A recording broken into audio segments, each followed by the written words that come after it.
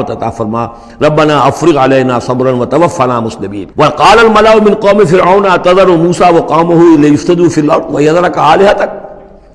اب یہ کافی دنوں تک معاملہ رہا، ظاہر بات ہے کہ اب اتنی بڑی بات ہو گئی، اب حضرت موسیٰ جو ہے اپنی دعوت و تبلیغ میں لگے ہوئے ہیں، اور جو ان کی قوم تھی وہاں بنی اسرائیل، اس کے اندر وہ جا رہے ہیں، انہیں آرگنائز کر رہے ہیں، وہ لوگ جو ہیں نوجوان ان کے گرد جمع ہو رہے ہیں۔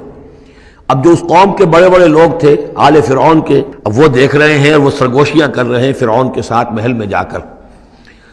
وقال الملأ من قوم فرعون، اور کہا قوم فرعون کے سرداروں نے فرعون سے، اتذر موسیٰ وقومہ لیفسدوا فی الارض،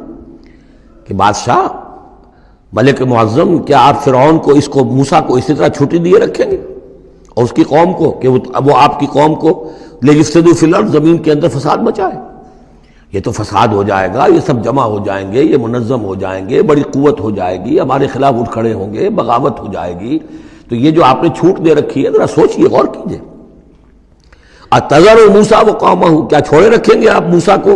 اور اس کی قوم کو لیفسدوا فی الارض، کہ وہ زمین میں فساد مچائیں، وَيَذَرَكَ وَآلِهَتَكَ، اور آپ کو بھی چھوڑ دیں اور آپ کے آلہہ کو بھی چھوڑ دیں۔ یہاں نوٹ کر لیجئے، ان کے بھی الہ تھے، ان کا سب سے بڑا الہ معبود سورج تھا، لہذا یہ نہیں تھا کہ وہ خدا صرف فرعون کو مانتے تھے۔ فرعون کی خدائی تھی سیاسی، کہ حکومت میری ہے، اختیار میرا ہے، ساورنٹی میری ہے، یہ خدائی تھی فرعون کی، یہی خدائی کا دعویٰ تھا نمرود کا، باقی ان کے معبود تو اور بھی تھے، تو وہ چھوڑ دیں تجھے بھی اور تیرے معبودوں کو بھی۔ قال سنقتل ابناءہم، اس نے کہا کہ عنقریب ہم ان کے بیٹوں کو قتل کریں گے۔ یہ دوسری مرتبہ ان کے اوپر آزمائش آئی ہے۔ جب حضرت موسیٰ علیہ السلام کی ولادت ہونے والی تھی، اس وقت بھی ایک خواب دیکھا تھا فرعون نے، اسی نے، اور اس کے نتیجے میں اس کے نجومیوں نے بتایا تھا کہ اس اسرائیلی قوم میں ایک شخص پیدا ہوگا جو تمہاری حکومت کا تختہ الٹ دے گا۔ تو اس نے یہی کیا تھا کہ ان کے تمام بچے جو پیدا ہوں، جو لڑکے پیدا ہوں، ان سب کو قتل کر دیا جائے فوراً، صرف لڑکیوں کو زندہ رکھا جائے۔ اب یہ دوسرا مرحلہ آ گیا ہے، یوں سمجھیے کہ کم و بیش 40-45 برس کے بعد پھر مرحلہ آ گیا کہ جب اس کے سرداروں نے کہا کہ یہ تو جس سے تم مشت غبار سمجھ رہے ہو، یہ تو اب آندھی بن رہی ہے، طوفان بن جائے گا، کیا کرو گے؟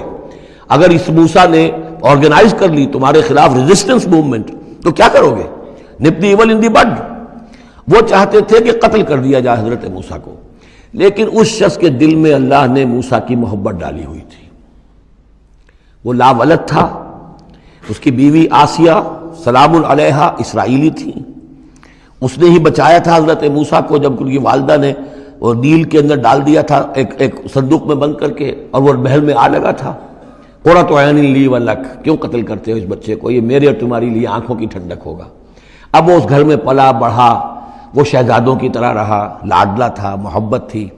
لہذا اس کا معاملہ یہ ہے کہ اب یہ فرعون جو ہے وہ اسے قتل کرنے پر آمادہ نہیں ہے، بلکہ کیا کہہ رہا کہ بجائے اس کے کہ اسے قتل کروں تاکہ اس کی طاقت اس کو مہیا نہ ہو سکے،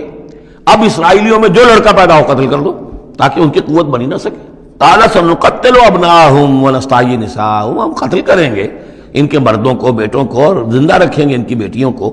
وَإِنَّا فَوْقَهُمْ قَاهِرُونَ، اور کیوں گھبراتے ہو، ہم پوری طرح چھائے ہوئے ہیں، ہماری طاقت ہے، لاؤ لشکر ہے، یہ موسیٰ کیا بگاڑ لے گا، کیا اس نے ہمارے خلاف بغاوت کرا دینی ہے۔ قال موسیٰ لقومہ استعینوا باللہ واصبروا، حضرت موسیٰ نے کہا اپنی قوم سے جو بھی ان پر ایمان لے آئے تھے، اب صبر کرو اور اللہ سے مدد چاہو۔ ان الارض للہ، زمین اللہ کی ہے،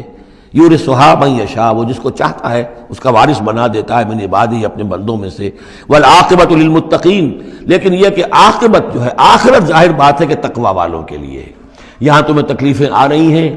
پہلے بھی آئی تھیں، اور بھی تمہارے لیے آزمائشیں تھیں، اور اب پھر آ گئی ہے بہت بڑی آزمائش، تمہارے بیٹوں کو قتل کیا جائے گا، تمہاری صرف لڑکیوں کو زندہ رکھا جائے گا، لیکن صبر کرو۔